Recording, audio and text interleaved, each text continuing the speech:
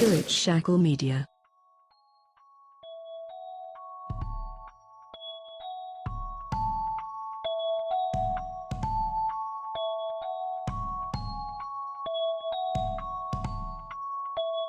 Hey everybody, and welcome to episode 3 of The Silver Scream. My name is Tom, and as always, I'm with my buddy Grahm. Hey, how's it going? Yeah, not too bad, thanks. Just come off of watching Us last week, and I got a lot of opinions that we're going to get into before we get into the main movie of this episode. Yeah, I don't know how many times you saw it, but I went back and watched it a second time, and I've got a lot to say. I only saw it the once. I saw it on Friday, which I think was the day it came out. Am I right? Yeah.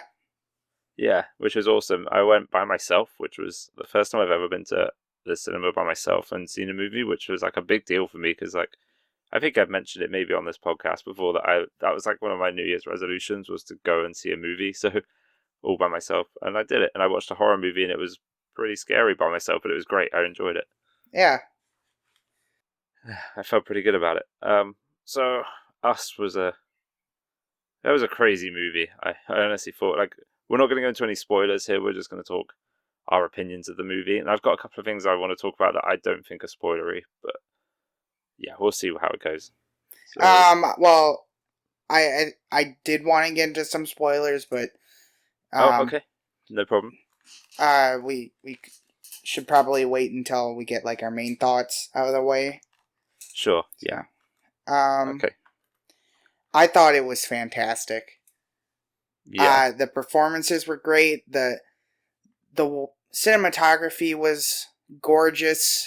The shot composition, the lighting, the score was really interesting and unique, and I really thought it added to the suspense. And overall, it was just a pretty great concept. Yeah, it was. How about like confusing, but I mean, definitely a great concept. Oh yeah. It had me scratching my head a little bit. Yeah, things get a bit clearer upon rewatch, but yeah, after the first time, it's pretty confusing. Because as soon as I got out of the cinema, I was walking home, and I had to message you straight away and be like, "Okay, clear some things up for me," because I don't know what I just saw. What happened? Yeah, I had to turn to my friend and ask him what that meant because I was a little confused.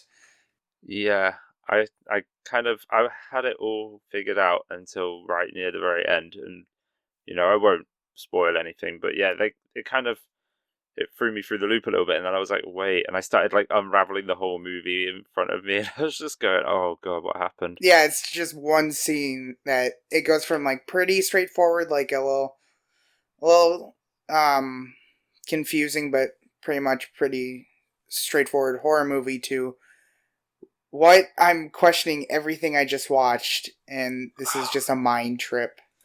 Can I just say that was the turning point for me with that movie? Because like you said that you thought it was fantastic. I did enjoy it, but I was yo-yoing throughout the whole film on whether I was loving it or hating it. Well, not hating it; it's a bit strong, but whether I was liking it or disliking it. There were certain moments of the movie where I kind of felt that it wasn't for me because I'm not much of a fan of I don't know the style of the movie that it was at the beginning, but the later end of the film really catered to my tastes, and I just suddenly got really invested in it.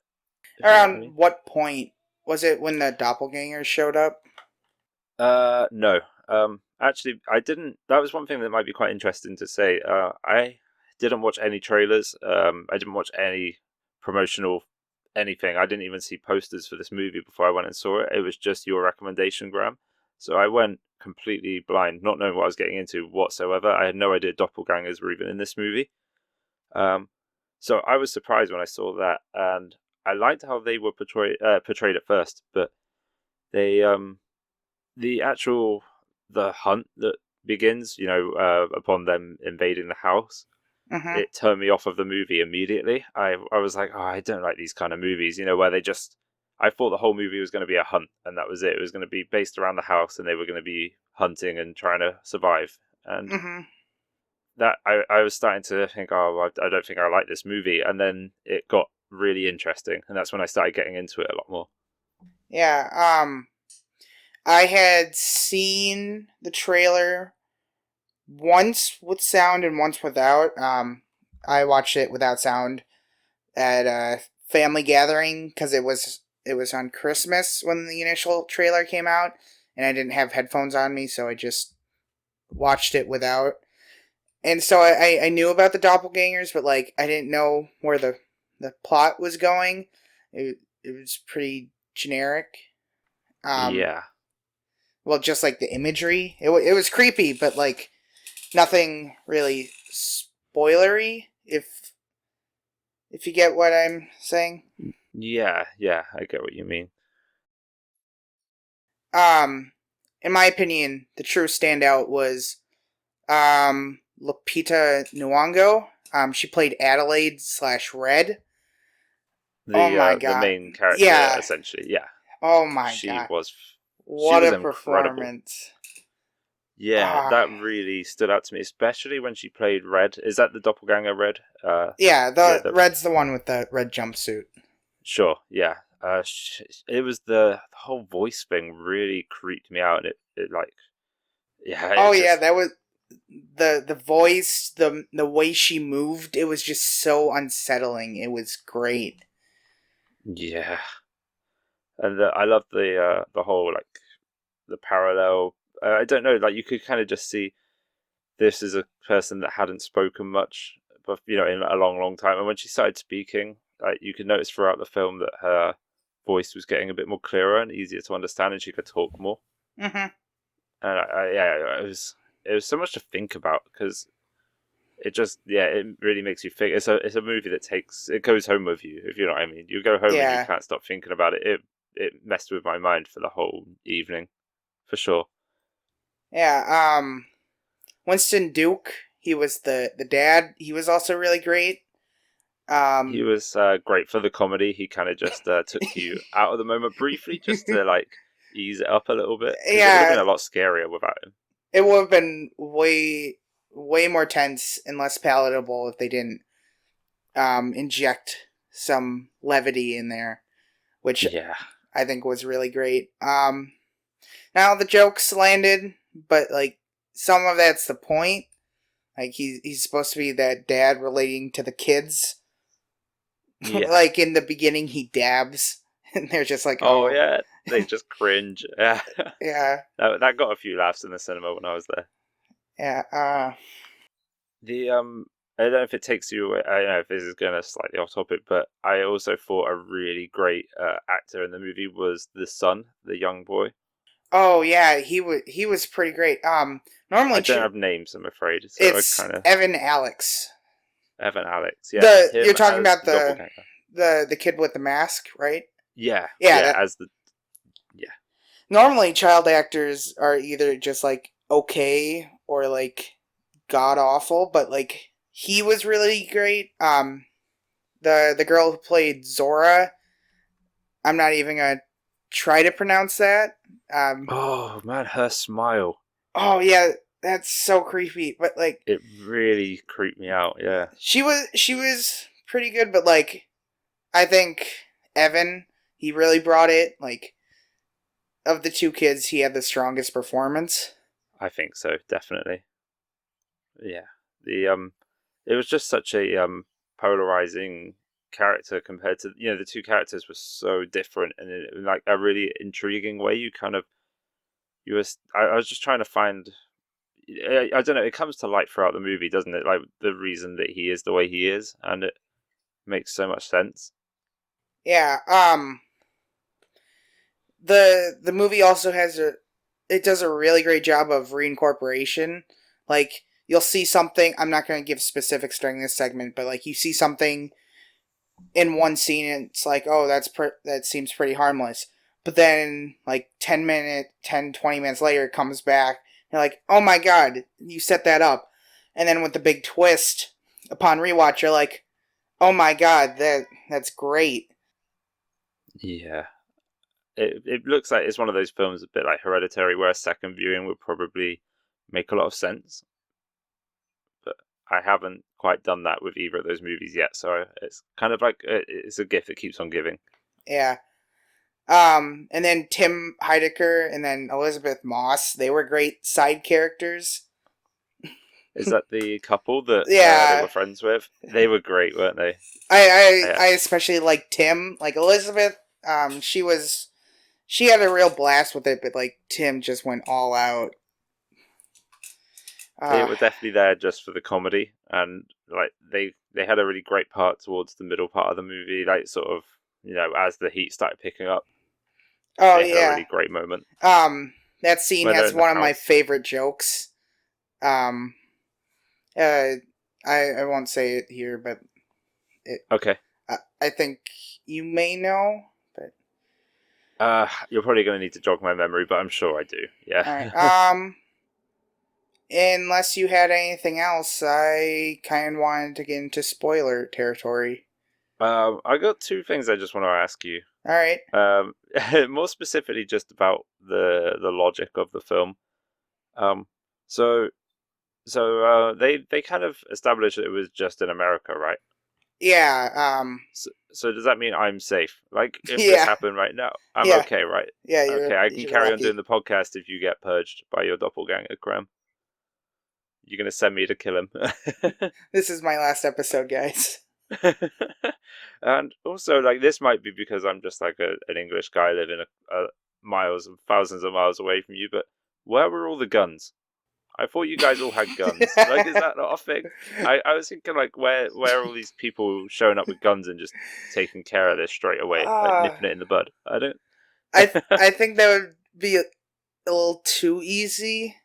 Yeah, But yeah, like there's a cop car in the background towards the end, and like my first instinct was check and see if there's like a gun in there. But yeah, because England, we don't have guns. You're not allowed guns, so like, there's a minimal amount of those. Like, police are the only people with them, and maybe some farmers, and like everybody else is just like fending for themselves. So like, England would be a much more brutal movie, like uh, the English adaptation is going to be crazy.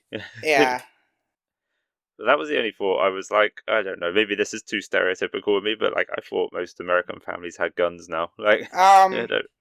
I don't like my grandparents own some guns for like hunting, but like I don't know anyone who's like constantly carrying like they've got like pistols like Yeah. strapped to their thighs and knives in their boots, and it's like. Yeah.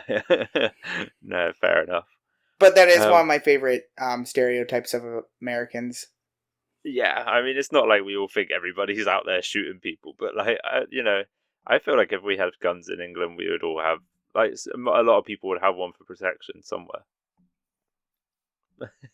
But yeah, all right, let's get into some spoilers, shall we? All right, so I'm gonna put like a little musical. Yeah, I'll put a disclaimer. piece of the soundtrack maybe in here somewhere, and then people can just like skip ahead until they hear the soundtrack again to know when they can get out of spoiler territory. Cool.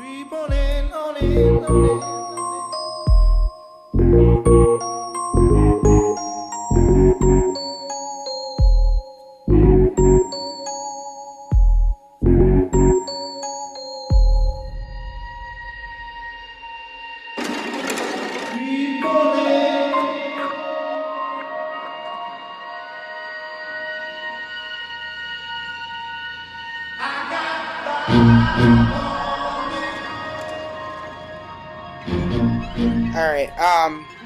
Well, so before I get into the real stuff, so the joke was, Elizabeth Moss gets stabbed, and she reaches up because Tim Heidecker's character reaches out. She reaches up and he pulls his hand back and like slicks back his hair. Oh, Like I love that so that's much. right. Yeah, yeah.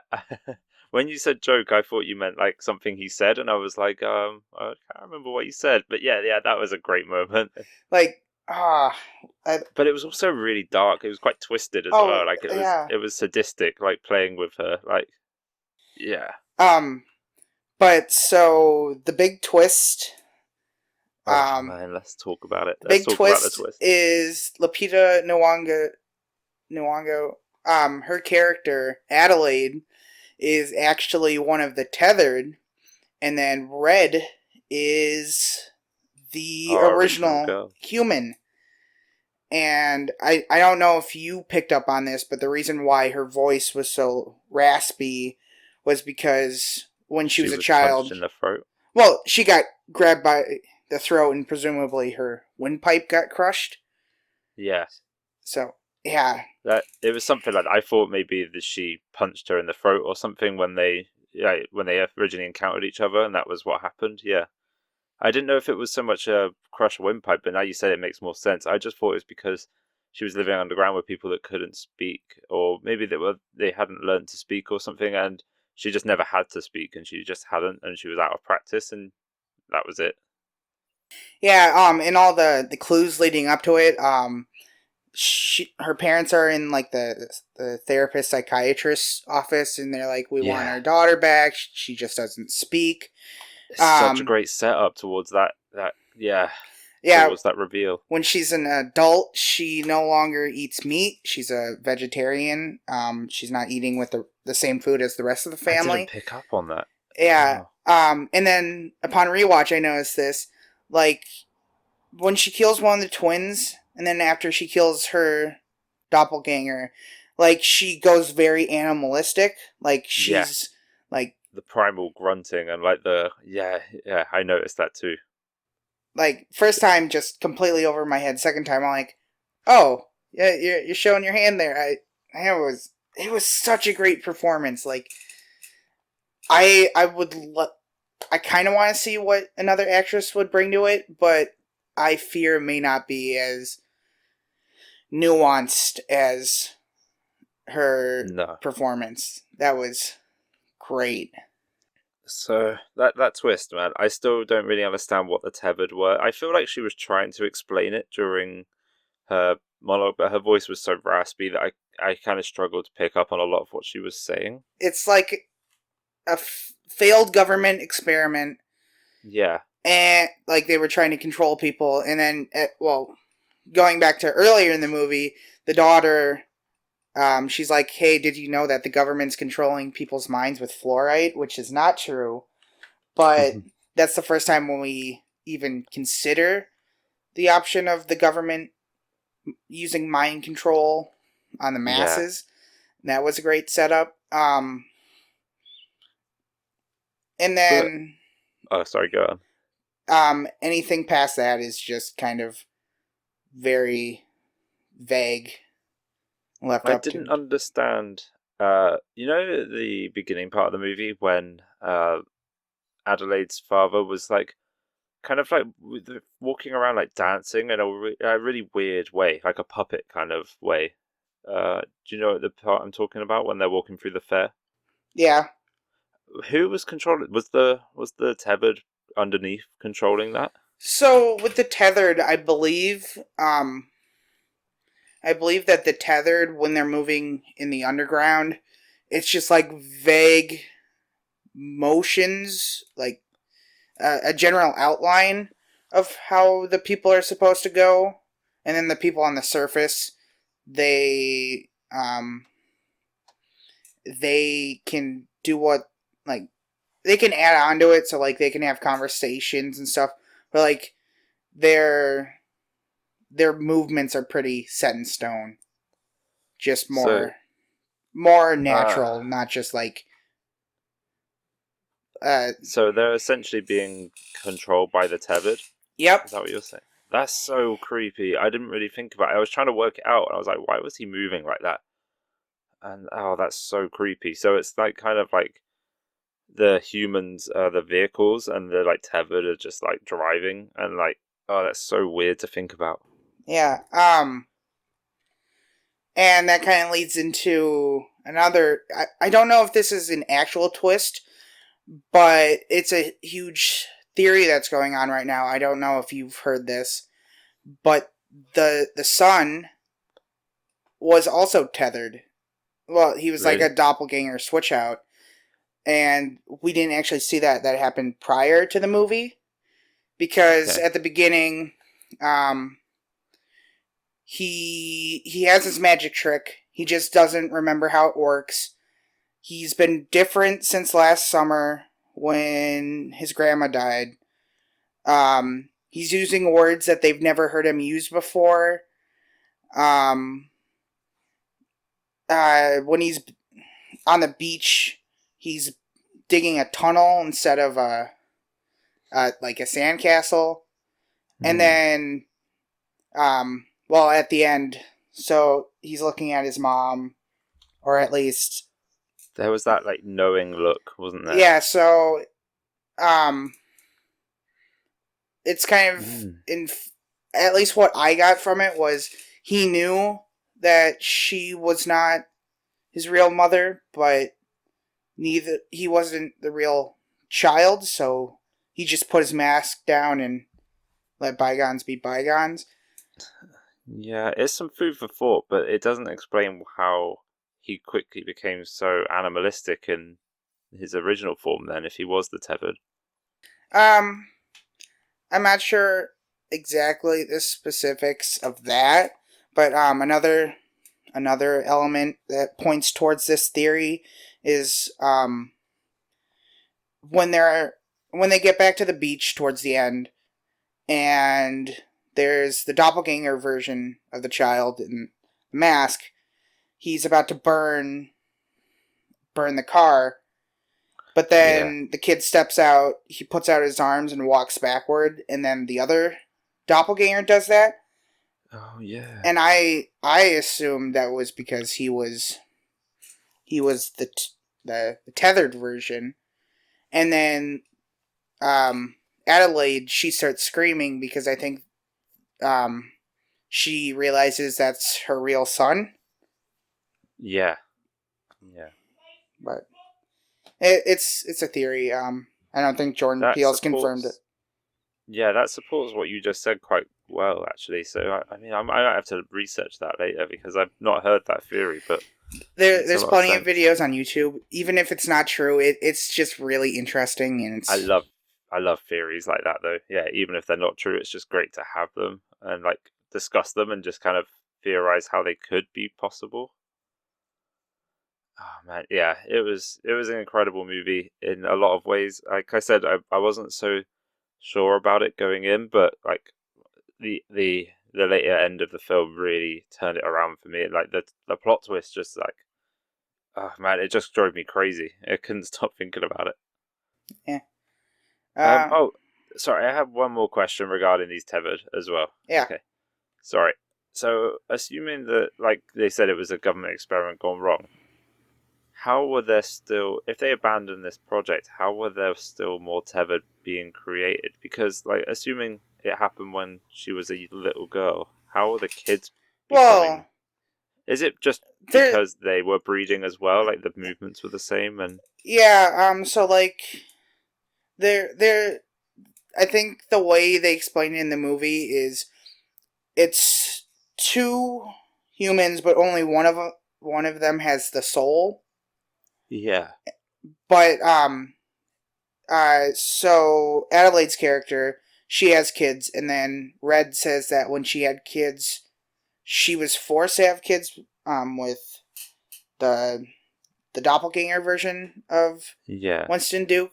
So assumedly, whenever people had kids on the surface, more tethered would be created below. So Okay, yeah, okay, that makes more sense because of now what you said about them having to control each other. But yeah, that's so strange, isn't mhm. it? Anyway, yeah, that's all I had to say about this movie so far. It blew my mind. Yeah. Do you have a rating?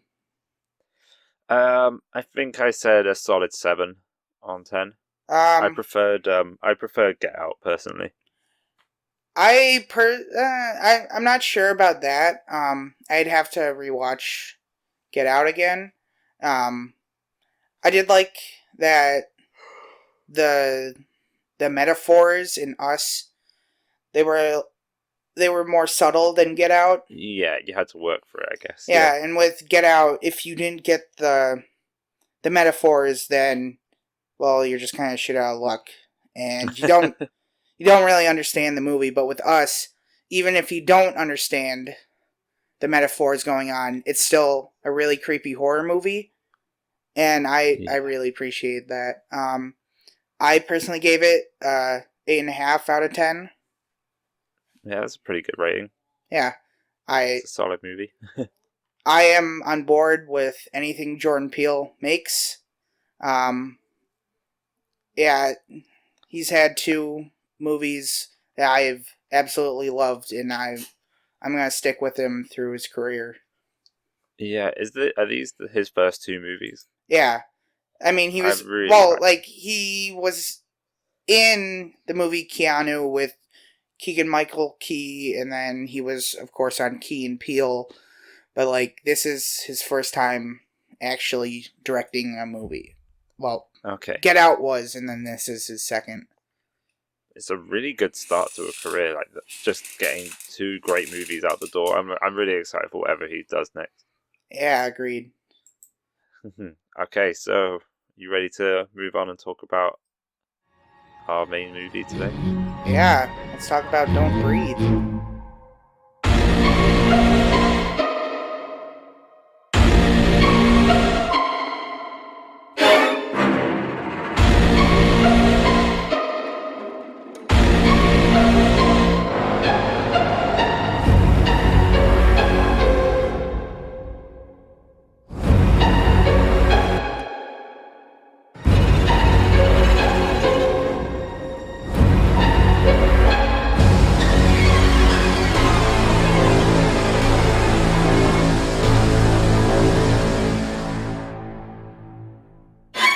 Okay, so Don't Breathe is a movie made and released in 2016.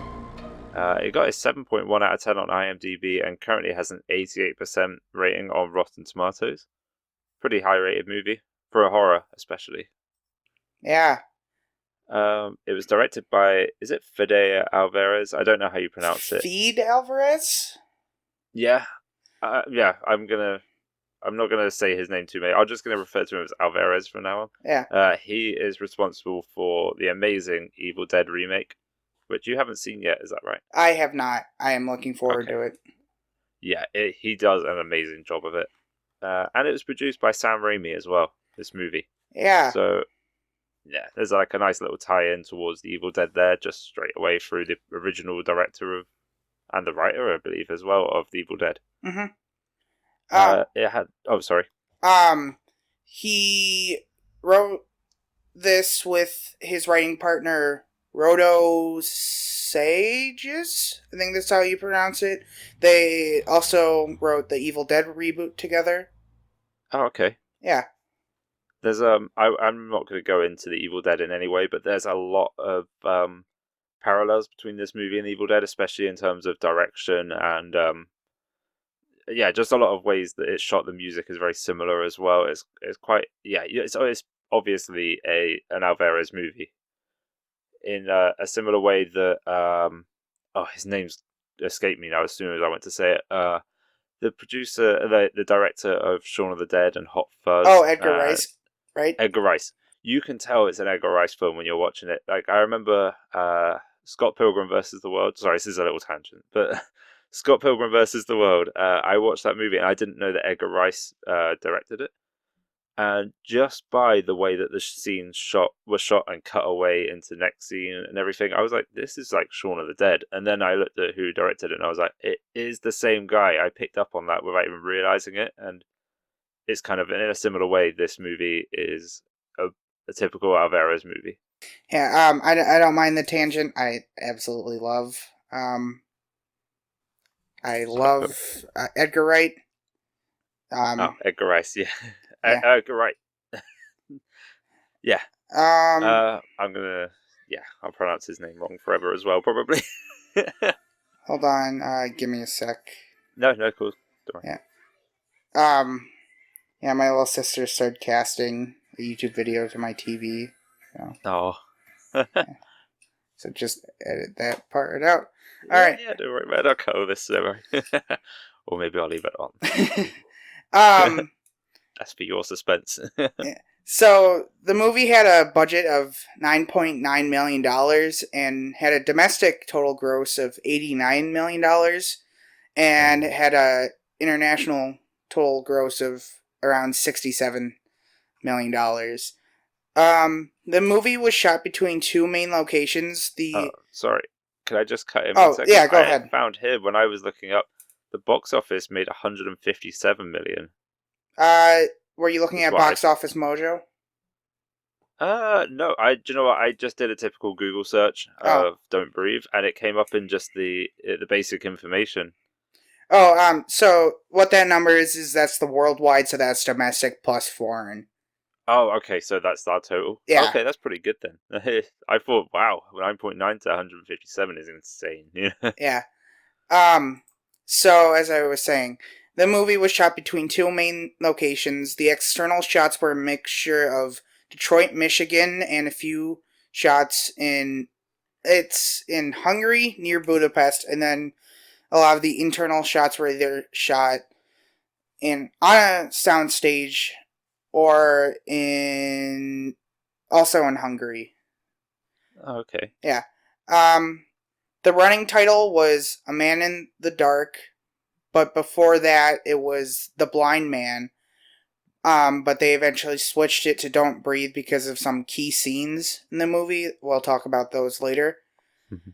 And then, in contrast to his previous work on The Evil Dead, director Alvarez decided his movie would have less blood, an original storyline, more suspense, and no dependence on spooky/supernatural elements, which he felt was currently overused in the genre.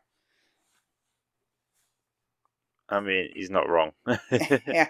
I thought it was a great take for a horror movie.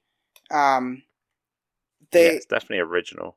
they had very little CGI. They had like maybe two or three scenes with a little bit of CGI, and even then, it's not That's. that much. I'm Um, trying to think what they could be. It's got to be the glass roof and nope, maybe something to do with a dog.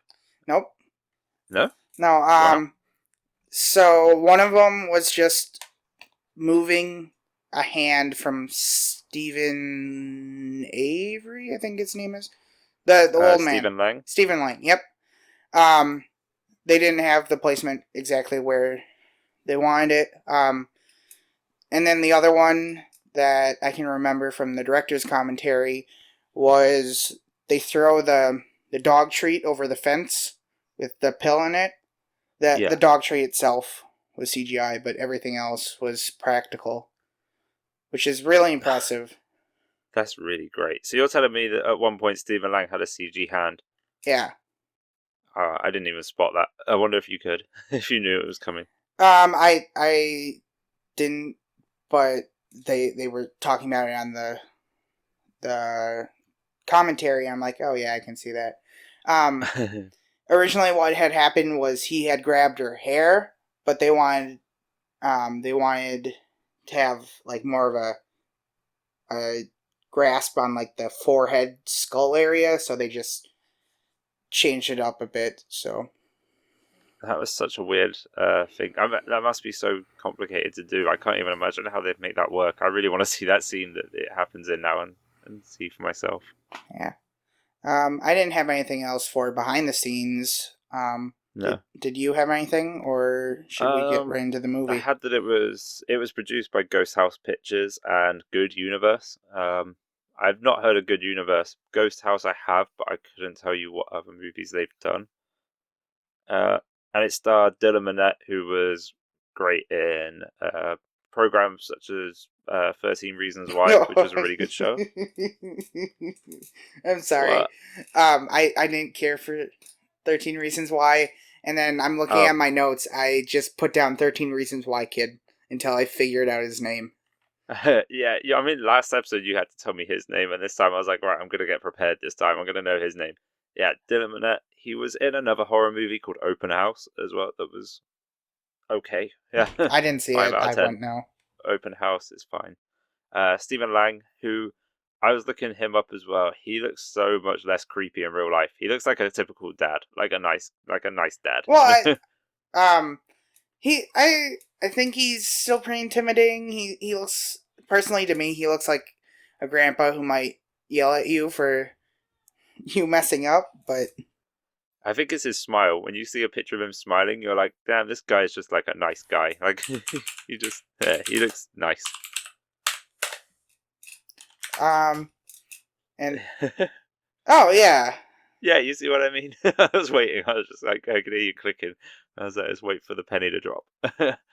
It also starred Jane Levy, who was the main female lead, and I didn't realize this when I was watching it, but she was also the main lead in the Evil Dead remake. oh, that's Do you know what? interesting. I didn't even pick up on it when I was watching the movie. She looks so different in this movie compared to Evil Dead. It wasn't until I was doing my research and I was like, damn, it's a good actress when like she can play a whole different character and like you don't even tell.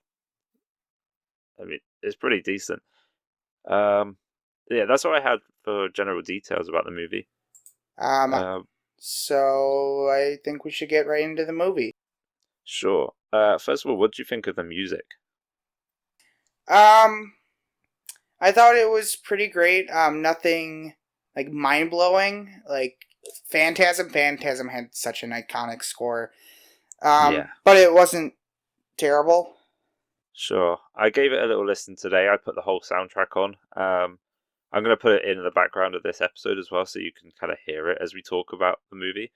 It is so intense. Like you said, it's not like it's not like an iconic soundtrack, but it's so intense. Listening to it is like listening to a movie in and of itself. When you just listen to the soundtrack, it it builds up so much, and like it almost feels like one long take. If you listen to the whole thing back to back, like it doesn't really seem to have much of a beginning and an end. It just kind of exists. It's hard to kind of explain without hearing it, but yeah, It I was works more perfectly fine for the movie. Yeah, there were bits during the music that I was listening to where there would be like a loud bang followed by, and you could almost feel like it was accompanying the scenes in the movie that it matched with. And they did a really good job of that. Like it kind of heightened the emotional state of the characters, and like the music and the tension built really well with the scenes. And yeah, it was really cool. It was more how they dealt with the music so much. That was better than the music itself. So yeah, I hope you guys are enjoying it in the background because yeah, it is actually really cool to listen to again, just on its own. I didn't notice it too much during the movie. I think the movie's so intense in and of itself that you get absorbed into it quite quickly. Yeah. Fun fact about the soundtrack: the director, he actually plays viola in the soundtrack. Oh, really? Yeah. That's really cool. It's great when stuff like that happens, So, shall we get into the plot of the movie? Yeah. So it starts off in Detroit. It's a drone shot. And the drone goes down, and we see a man dragging a girl down the street. It comes back later. We don't know who these characters are. Fun fact about that scene: Stephen Lang, he actually had to drag that actress down the street. That was just all muscle. They didn't have anything helping him. And by the end of the day, he was just completely exhausted. Yeah, I bet. I can imagine as well. Imagine pulling somebody like down. Imagine being the person being pulled down the street by Stephen Lang. Yeah. Cool. So what happened next? So then we meet our trio of characters, and they rob a house. It's very coordinated. They disarm the security systems. They're hitting specific points, and then the character of Money, he does something so incredibly stupid. I personally couldn't tell what he was, either peeing or jacking off, one of the two. But he leaves DNA at the scene. It doesn't come back. But what an idiot! Yeah. I thought he was peeing, but yeah, he could have been doing either, I guess. The three characters are Rocky, Alex, and Money, and they break into the houses because Alex's father runs or owns a security company, and Alex can just basically get hold of all the information and all the access that he needs to people's houses that are that are secured by this security system. It's pretty crazy. Yeah.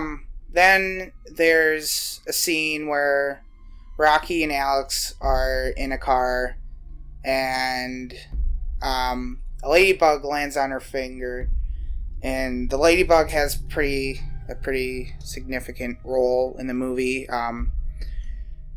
It it's like Rocky. She wants to be able to pack up and move away from her current life because, as we find out, it's pretty miserable for both her and her little sister.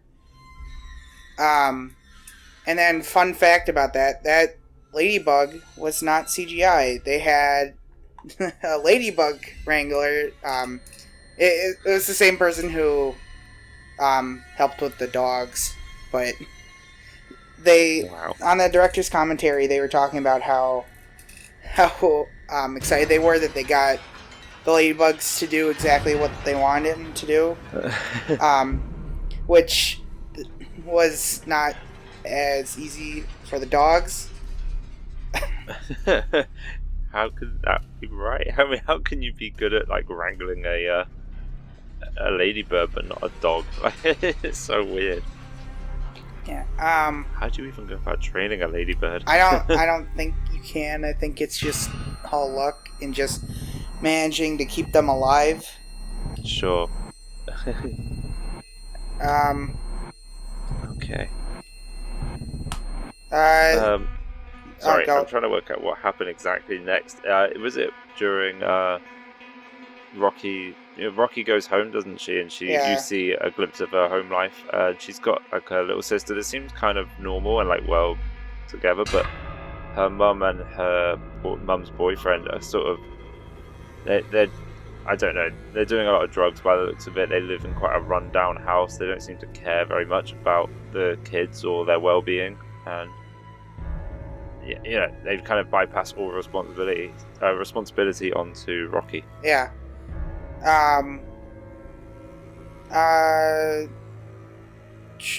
After that, they start casing out the main house for the movie. And Alex, they meet up at a restaurant, and Alex doesn't want to do it because it's this blind man. And he's like the moral good side for Rocky. So throughout the movie, like money is like the devil on Rocky's shoulder, and then Alex is like the angel on her shoulder, and ultimately they decide to rob the house. But another interesting tidbit is, besides like the main characters of the movie or like side characters, there aren't extras. So like in that restaurant, there aren't extras, and on the street there's not cars passing by or people walking. It really helps give the movie a sense of desolation. Yeah. Which is a really neat tidbit. I never picked up on the fact there was nobody in the diner, but I definitely did with the streets. I was kind of, especially later in the film, when, I don't want to get too far ahead, obviously, but there was parts where they were outside, and I was thinking, like, why isn't somebody around to help? It's kind of isolating, and it's cool. Like, it really, it fucks with you a little bit.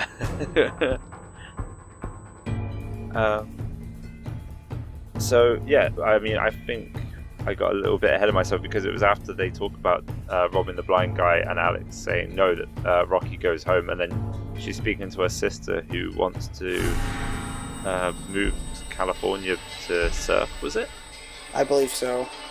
Yeah, and Rocky really wants to take her there and get her out of her home life and give them both a better chance in life, but she obviously can't afford it right now. So the idea of robbing this blind man becomes a lot more tantalizing because of the fact that she can save her sister from the life that she's in. Yeah, the director and the writers, they really wanted to make a horror movie where you start off with these characters who are doing something morally wrong, but then you learn to grow sympathy for them because of their home lives, their social situations, and then ultimately the horror of the event that goes on throughout the movie, and I really like that, because like robbing houses is pretty. It's like their reasoning is kind of like understandable, but at the same time, it's like, yeah, but you're robbing people's houses. It's like stealing like a loaf of bread to feed your family from the grocery store is one thing, but like actively going out, finding people, and then disarming their security systems and stealing from them, it's a completely different thing. Yeah, exactly. I totally agree. Um, so they, I mean, you. Sorry, Rocky convinces Alex to come along with them and rob the house with money, and they go. I mean, first before you go in, you realise there's a scene where they're in the car again, and Rocky's got a new tattoo on her hand of a ladybug. Yeah. And sort of tells him that she really wants to get out. And, the same way I was saying about the ladybug before, it's the sense of freedom that the ladybug can just disappear and go away wherever it wants, whenever it wants, and it's free. And I think that kind of spurs Alex a little bit as well. He wants to help her get that. You can tell he has a thing for her, for sure. Yeah. But it's established quite early on that she's with money, kind of. It's not really like strongly established, but like through a lot of subtle hints, and you can kind of understand there's a bit of a conflict there between these characters, like a love triangle kind of thing. Yeah. And then from there, they move towards the house. They get out of their car, and there we see that the house that they're going to is really nice amongst a whole bunch of like real beat up, like almost deserted houses. And I like that because normally horror movies, they have the whole cliche where if they want a house to stand out and be like creepy, they'll have like a whole nice suburban neighborhood, and then there's just that one like beat up house. Like I'm picturing Monster House. Like, yeah, that's exactly what I thought as well. Yeah, dead tree in the yard, like yellow grass. Yeah, it like completely subverts your expectations and the cliche of that horror movie. Yeah. So they start off with they throw a dog treat with a sedative in it to take out the blind man's dog. It's a huge dog. It's massive. It's like a Rottweiler, if I'm remembering correctly. Yeah, I think it is. It's a dangerously scary looking dog. Yeah, definitely the kind of thing you'd be scared of. Yeah, then they put like a mat over the fence, and then they use that to climb up over the fence. I think it's because it makes less noise. I didn't see barbed wire, but... Yeah, I wondered that. I think it is for the noise and probably for grip as well. Yeah. I don't know. Yeah. They had reasons, I guess. Yeah, and so at first they try to get in through the back door, and it's locked, and so then they try the cellar door that's also locked. Yeah, what was good about that was, well, what was sort of a challenge for them was that they thought they had the keys to the house that they usually do. They can just get in, but this guy had double locked his house so that only he could get in. There were two locks on the doors that they didn't have both keys to. Yeah, and so then Rocky is lifted up. She breaks the glass to a window in a bathroom. She climbs in, and then she has to go in and disarm the security system in like this really tense scene. And then throughout that, the filmmakers focus on like the small noises she makes, like stepping on glass, the breaking of the glass, or like the beeping of the alarm. And upon first watch, it's like, all right, it's just part of this situation. But then upon rewatch, it's like, oh, this is probably maybe alerting the blind man to someone's presence. Yeah, it was it really is from this point that you start to really notice sound and just small noises. It's great how they play with the lack of sound and the sort of tension of trying to be quiet, because like every little sound is kind of like it's amplified.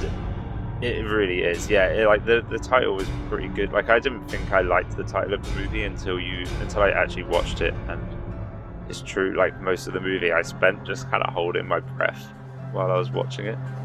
Yeah. And so she unlocks the door.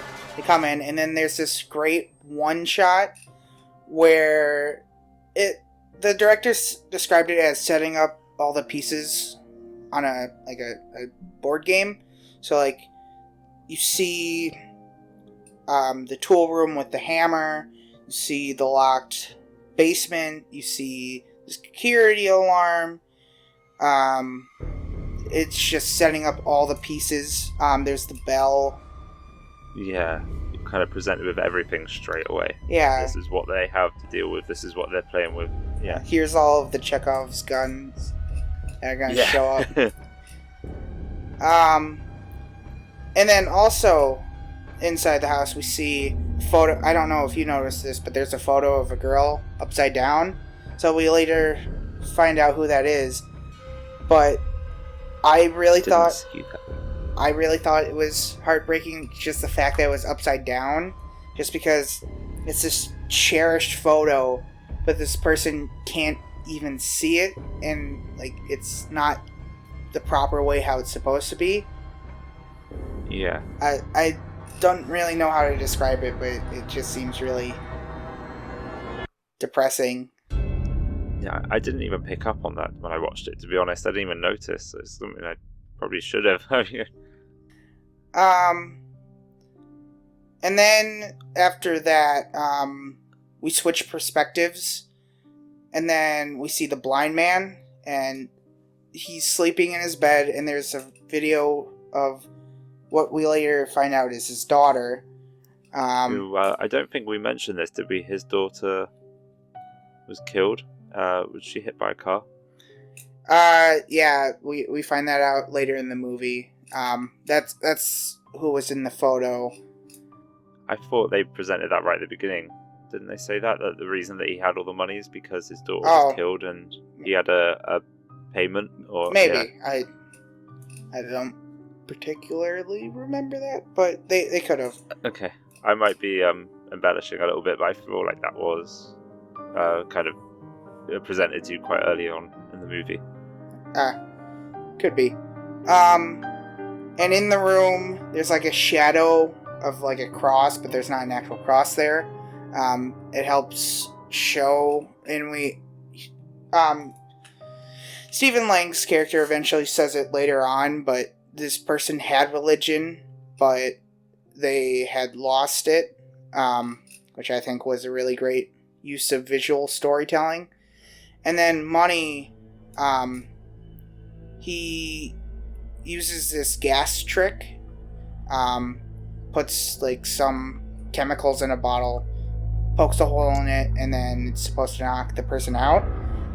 Yeah. Fun fact about this, this was an urban legend in Europe where robbers would use this on trains, and the filmmakers had heard of it and they thought it was a really neat idea, but they couldn't prove it.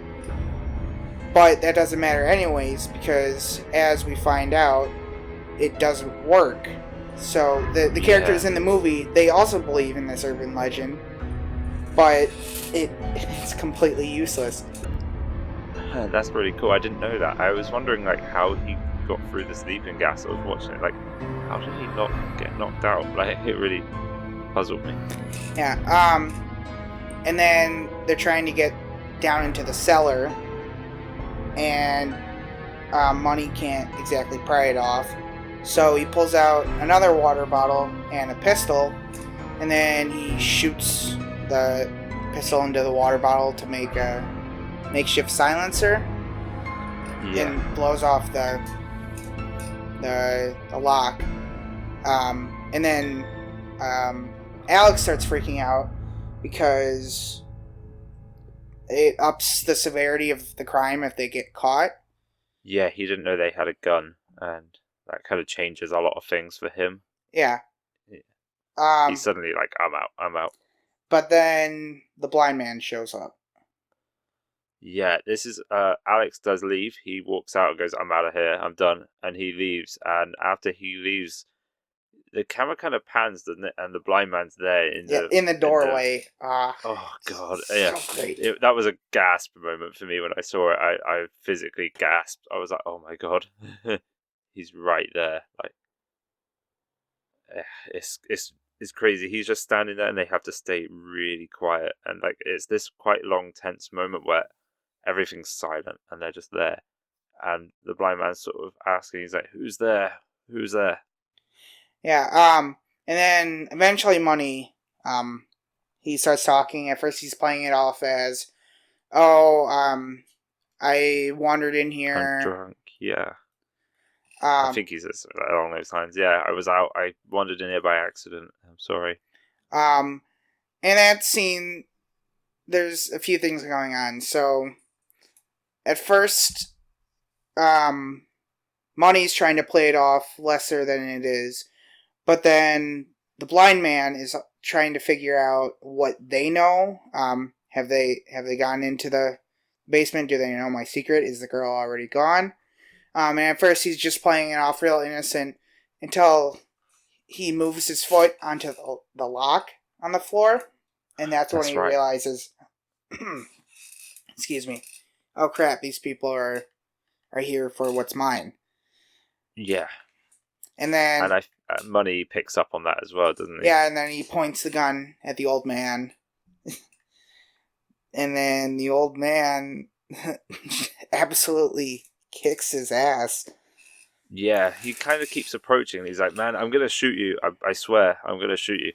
And he just keeps on coming like he's not afraid at all. And basically overpowers him straight away, doesn't he? Like, effortlessly overpowers him. Mm-hmm. Um, he manages to wrestle the gun and he's holding it up to Money's head. And he And asks if anyone else is in there with him, and Money does like the only good thing in the movie for his character, and he's like, his "No." only redeeming quality. Yeah, he's Yeah. like, "Nope, just me." And then there's like this sigh of relief as the blind man pulls the gun away, and then bang, straight to the face. Yeah, yeah. Brutal. Just shoots him and kills him straight away. And the gunshot alerts Alex, who was about to jump the fence and get out of there. And he doesn't. He stays. And then Rocky hides in the closet, and it's this really tense scene. Um, between like he's still trying to the blind man's still trying to figure out who's who is in the house, if Yeah, anyone else is. yeah. He starts wandering around the house, doesn't he? And you're kind of like, what's he doing? Like, what's he doing now? And then you see him come back with boards and a hammer. Yeah, he starts hammering everything up. Fun fact: on the walls, there's handprints because since he's blind, he focuses like his main way of getting around is feeling his way through the hallways. Sure. So that's just a really neat production design. Um, but so he's coming back, and then Alex and Alex and Rocky? Rocky. Yep, thank you. They're in the room, and then Money's phone goes off, and Oh, so yeah. the blind man's just waving the gun around, trying to pinpoint the sound.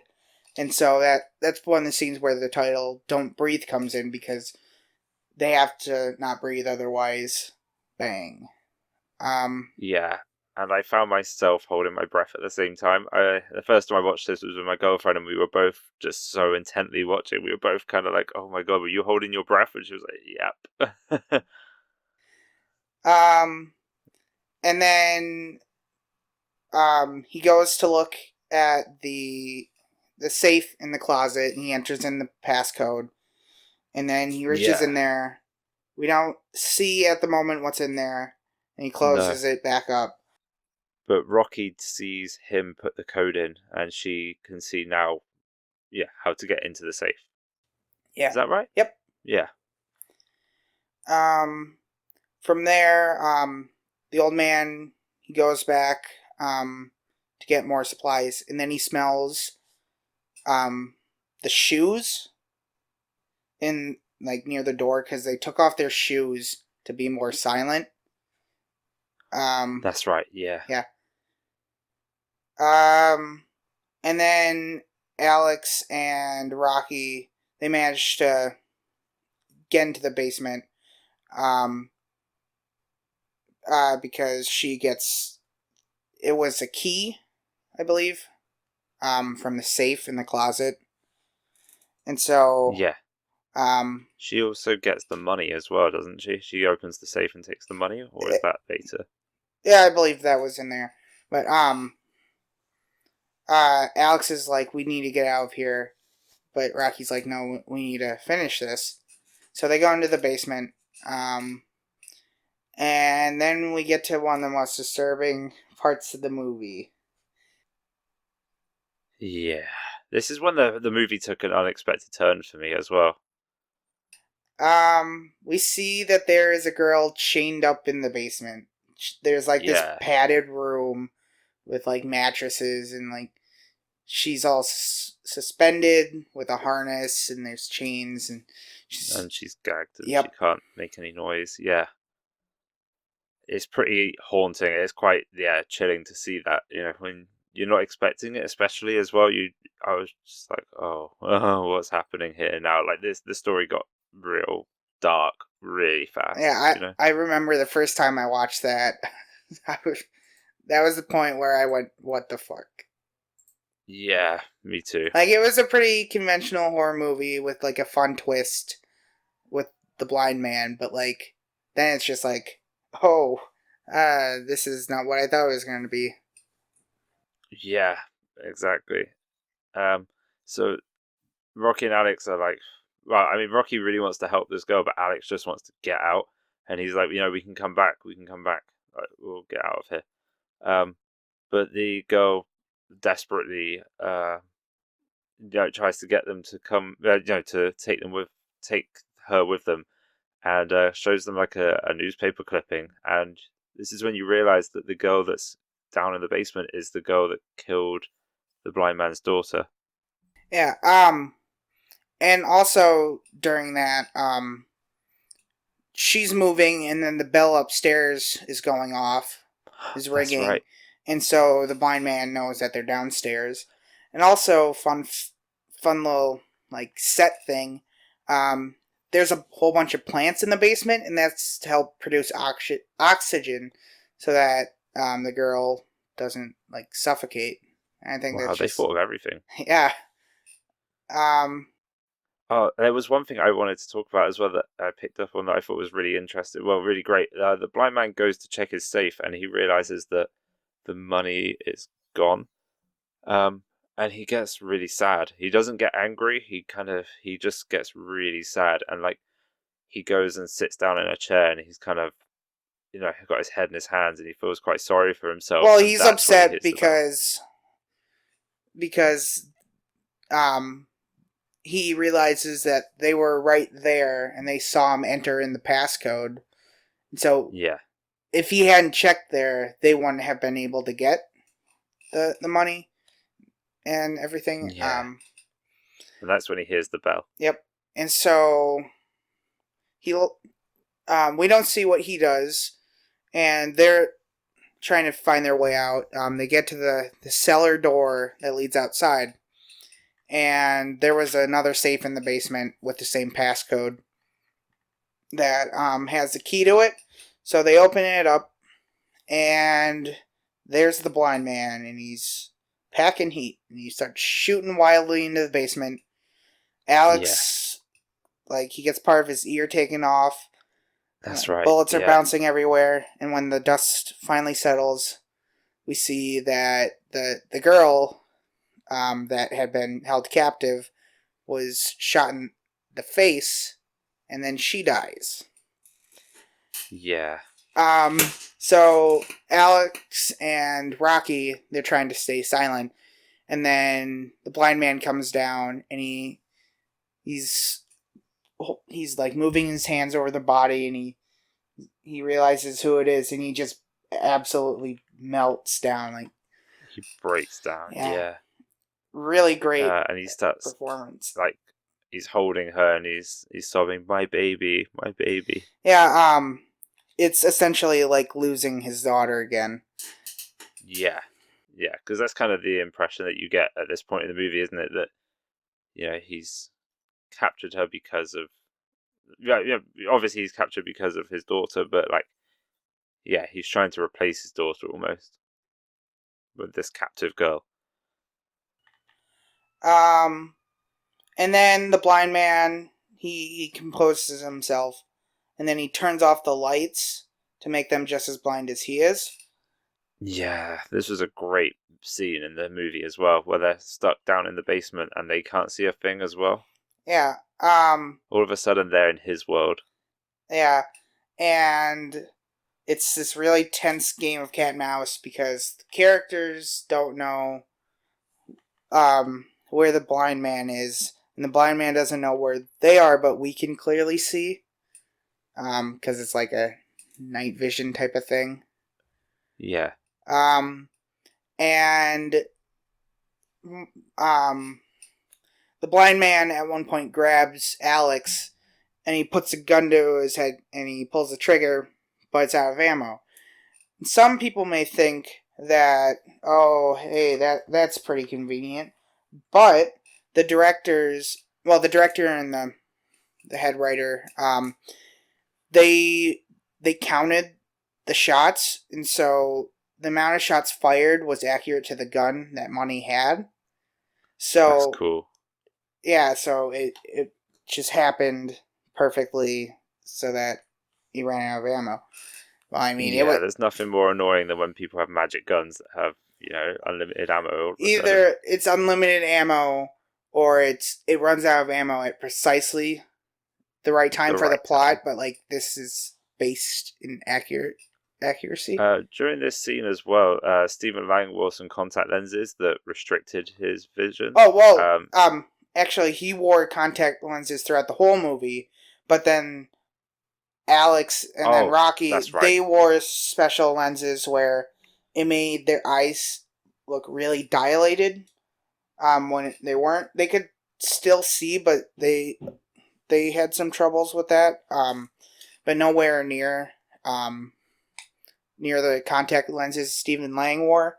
He wore some that were like they took away like 70% of his vision, and Wow. then I think the ones they wore for the basement scene was only like 30 or 40%.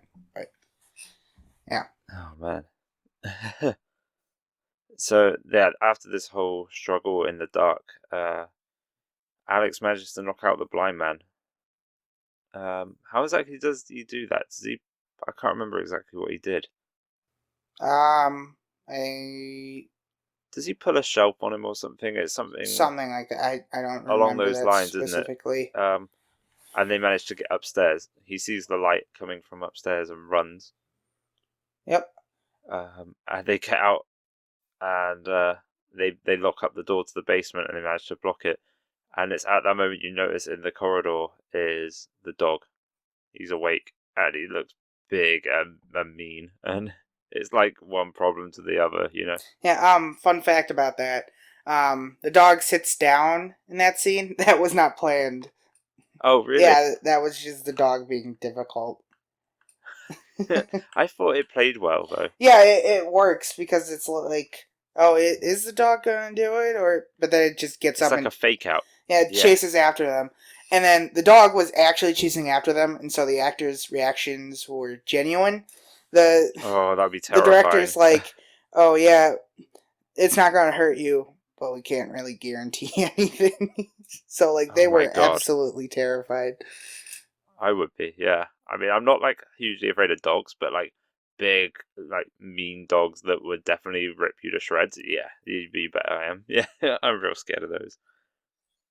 So yeah, they run for it. They run straight up the stairs, which I guess is the only place you can go when a giant dog's chasing you. But like, I was like, oh no, why the stairs? Why the stairs? Yeah. Then they barricade themselves in a bedroom. And then Rocky starts climbing an event, and then um, once she gets in there, the door is knocked open by the dog, and then Alex falls out the window onto glass for like a terrarium, I think, like a greenhouse. Yeah, It it was seemed for the that way, shed. didn't It it? was for the shed, like the tool shed. Um, from there, um, So then the blind man Alex, comes into the tool shed, and then they have a fight. That's where we see the hammer come back. yeah, Um, and at first, Alex has the upper hand. He gets a couple swings in, but then he gets completely overpowered by the blind man. But then the blind man gets temporarily stopped by the washer. It's making a whole lot of racket, and um, Alex, he's like, "Oh hey, I could use this," but just when he figures out what's going on, the washer stops, and the blind man just keeps on wailing on him. And yeah, then, it's pretty brutal as well yeah, when he's getting beaten up by this guy. great practical effects. And then the blind man picks up a pair of garden shears and brings him down, and then we don't see what happens. Yeah, they do that convenient cutaway. Um, the next scene is, is so. It was one of the worst scenes for me. Like, I mean, not in terms of quality. It was an amazing scene, but it was so difficult to watch because it was the scene where Rocky is going through the air vents and the dog follows her in. Mm-hmm. So she's suddenly now like, because I thought she's in the safest place now. Like, I mean, you'd be making a lot of noise, but at least he can't get to you. And then suddenly the dog gets in, and I was like, "Oh my god, she's screwed. She is totally screwed." Yeah. Um, Then there's like a gap. She has to jump, and the dog's chasing after her, and she manages to make the gap. Um, yeah, that's right. and then she sees a vent leading to the outside, and she kicks it open. And just when she's about to make it out, that's when the blind man's hand reaches up, grabs her, and pulls her down. Yeah, that was quite a drop as well. I thought because I was like, "How's she gonna get down that?" Like, but I suppose you would, you would take the drop, but it looked really high. Yep. From there, she wakes up in the basement. She gets brutally attacked as well. There doesn't she? Right before Oh yeah. that was hard, like to watch. I was like, I mean, like just seeing like somebody just get beaten up, especially when it's a girl, like being beaten up by like an old man. You're like, oh man, it was. Yeah, the like you say, the great practical effects. It was super brutal, like vivid. Like you felt the punches. So yeah, we had a fade out, and then She wakes up in the basement. she's in the same place that Cindy was. Yeah, It gives me the chills just thinking about it. She's suspended in midair. Um, and then the blind man goes on a monologue. Um, he he explains his motivations. His daughter was killed in a car crash. This girl killed her.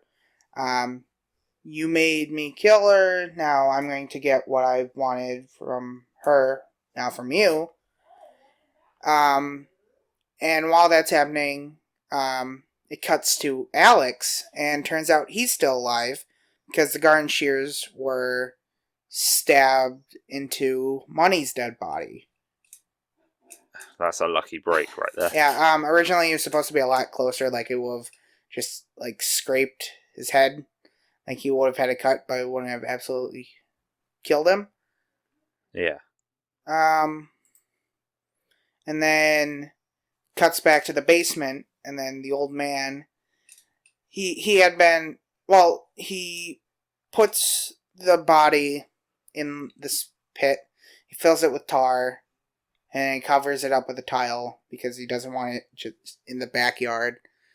And then he's also cooking something up on the stove, which we later find out is his semen. Yeah. Yeah, and Turns out, yeah. he warms it up and fills it into a turkey baster. Just that Yep. shot. Ah, God. Yeah. It's a different kind of scary, right? Like, it's a horrifying kind of thought. Like, this is happening. Yeah. And it has happened already. This has happened to this girl that he killed Yeah. in the basement. So the blind man's getting ready. He cuts open Rocky's pants. Clothing. Yeah. Yeah. And then just before he's about to do it, Alex shows up to save the day. He hits him over the head. He helps Rocky get down. And Rocky takes the turkey baster and shoves it in his mouth. In the blind man's mouth. Beats the shit out of him as well. Like, it's brutal. Like, he gets exactly what was coming to him from her. Yeah. From there, they get back upstairs and they're going out the front door. And then, just as Alex is opening the door, we hear a gunshot. And Alex turns and there's a hole in his chest. It's prior to that moment,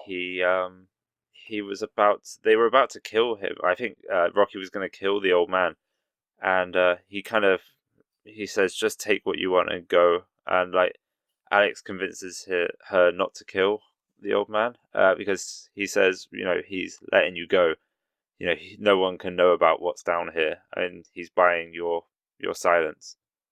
So the reason they don't kill the man down there or chain him up or anything is because, he's letting them go essentially. Yeah, but can I just say as well, like before, I think this is the best time to put it in.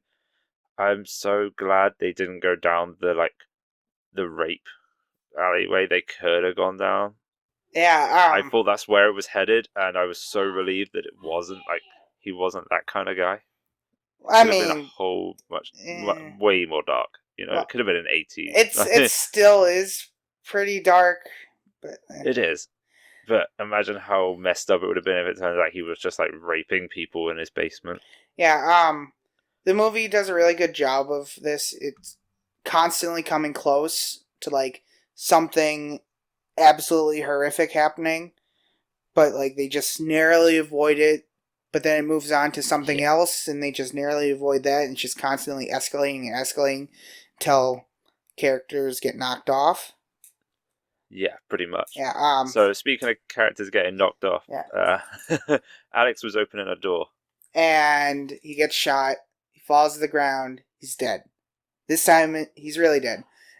He's really dead. Yeah, they use the old horror trope. If you don't actually see the person die, they're not really dead, but we see him die. I've started calling that the Game of Thrones trope.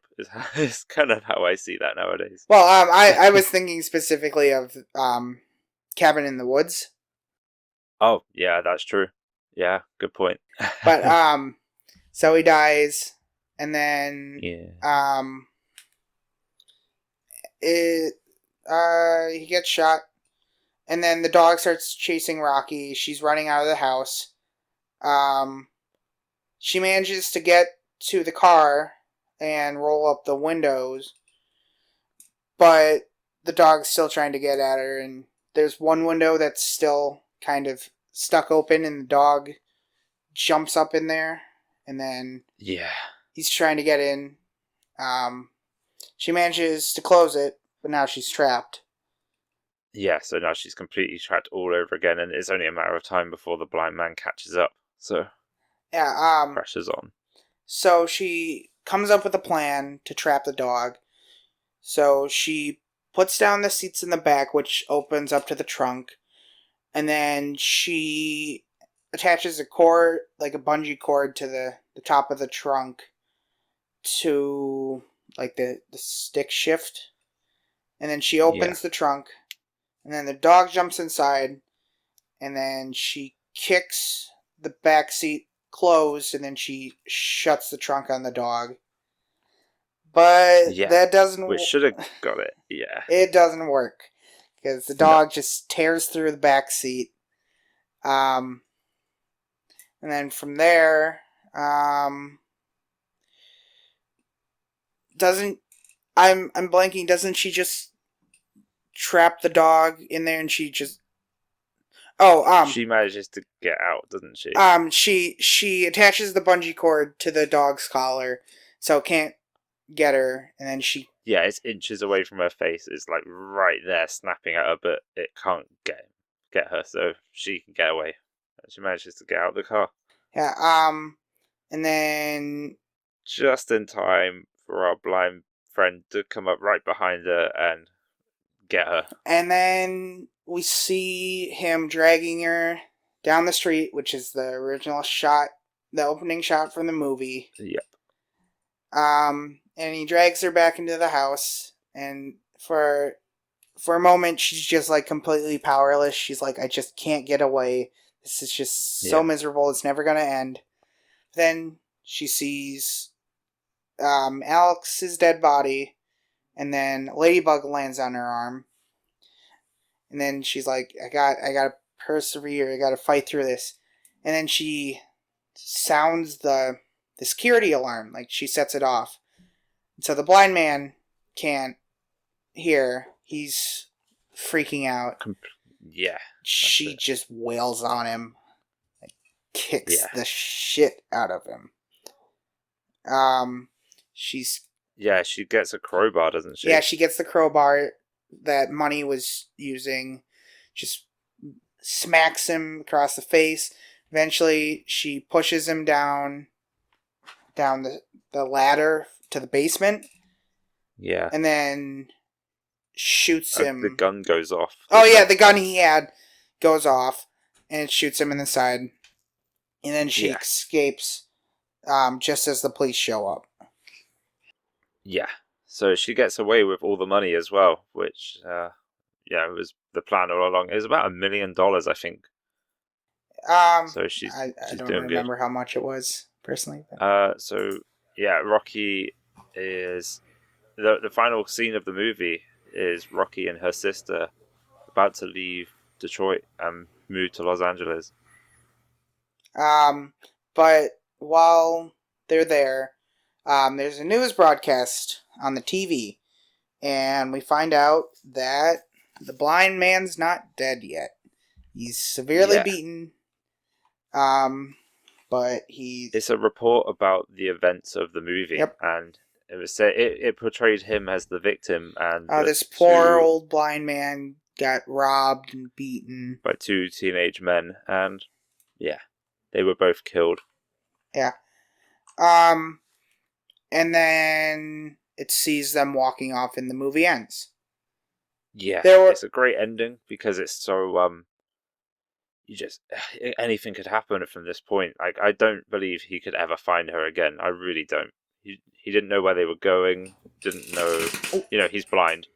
I feel like they were safe at the end, but not everybody was safe. Well, there's an alternate ending where they're in a train station, and they actually filmed it. They just didn't use it. But so the two sisters are walking off, and then it pulls back, and we see Stephen Lang's character standing in the background watching ominously, and then it cuts out. But that's a horrible ending. Yeah. I would hate that. Yeah. But there is a sequel in development from the people who made this one. So apparently the script is complete, and Sam Raimi, who's also tied into the sequel, said his own quote is, "It's only the greatest idea for a sequel I've ever heard." I'm not kidding. Which, I mean, it's gotta be. It's got to be good if Raimi's saying it's good. Yeah. If it's better than Army of Darkness, which is one of the greatest sequels ever made, it's got to be good. Yeah. So, what'd you think overall? I absolutely love this movie. Yeah, I loved it. It was great. Practical effects were great. The acting, like especially from Stephen Avery, Stephen Lang. Stephen Lang. Yeah. Who is Stephen Avery? I don't know. I'm looking him up now. But he's just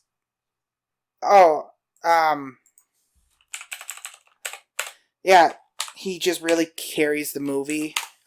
His performance. Yeah, he really Stephen does. Avery. He was a guy who was convicted of murder in Manitowoc, Wisconsin, where I'm from. He's the subject of the Making a Murderer documentary. Oh, okay. Yeah. Oh, that makes sense why he's on the mind. All right. So moving past that, yeah, his performance was a standout. He was really convincing that he was blind, but also he was so intimidating. On set, when they weren't filming, he would just stay silent unless he had to speak, which really creeped out the castmates. So like they were just like almost naturally intimidated by him just because of the way he acted off screen. Off screen, Yep. yeah. Man. I love this movie. It's really great. Yeah, me too. This was the second time I'd seen it. I hadn't seen it since, but it was one of those movies I wanted to get back to. Yeah. So I'm glad I watched it again. This one's a solid 8 on 10 for me. Yeah, I'll give it an 8 out of 10 as well. I don't really know what they could do to improve it, but like, yeah, it is a fantastic movie from beginning to end. I would say I like the cast. I like the story's original, but it's not like so out there, and it's realistic as well. Specifically, I mean, that's what I liked about it. It could happen. Yeah, it's pretty grounded in realism. Yeah, and it's dark. It's real dark. I didn't know if you had anything else, or should we go into picking next week's episode? Yeah, I mean, I was trying to find like a terrible review of it, but they're all really long. Okay, there's one I found here. Okay, it's 1 out of 10 on IMDb. 4 out of 6 people found this helpful, and it says plot hole the movie. If you expect a movie to be at least a little bit realistic, then this one is definitely not for you. Okay, they've gone off of what we literally just said. Wait, what? Okay. Brain dead and extremely unlikable main characters who have literally zero common sense, full of plot holes, ludicrous plot twists. But it has jump scares and it's so dark you can't see. It's a horror movie. I feel disgusted, not by the laughable, disgusting scene, but by the high score this movie has on this website. I don't think that's warranted. When people say there are plot holes and then they don't go on to describe what the plot holes are, yeah, I have no idea what the plot holes are. There are no plot holes. What? I can't even imagine an area where there would be a plot hole. I'm not sure. I mean, I could read out some 10-star reviews, but we've gone into it enough of how great this movie is, and I feel like they would just be reaffirming the points that we did. All in all, it's a solid movie. Yeah. I love it. Great modern horror movie. I'd recommend it to anybody listening. So far, of all the movies we've seen, all 3 of them, this is the top spot. Yeah, this is probably my favorite. Right? Followed by Creep, followed by Phantasm. Yeah. I'm going to keep a running total of this at some point. Yep. All right. So should we pick the next movie? Absolutely. I'm excited. I'm nervous. All right. I'm ready. It's going. Let's see. 28 days later. Oh, what a great choice! This is actually a really great moment for me because I forgot to bring them with me into my recording room, but um at work today I came in and my head chef, I work in a kitchen as a chef, and my head chef had a bag full of movies for me, and he said, "You gave these to me 2 years ago, and I'm getting rid of them again. And do you want them back?" And so a little backstory: a couple of years ago, I got rid of lots of my stuff because I had so much. Like I was like hoarding crap, and I was just like, okay, I'm gonna get rid of some stuff. And basically, all my horror movies got the cut as well because I was like, I don't watch any of these; they're just sitting on my shelf. So I got rid of loads of them. Uh, Today, I received about 20 of those horror movies back, and I'm so happy to get some of them back. There's some great movies that I got again. Cabin in the Woods being one of them.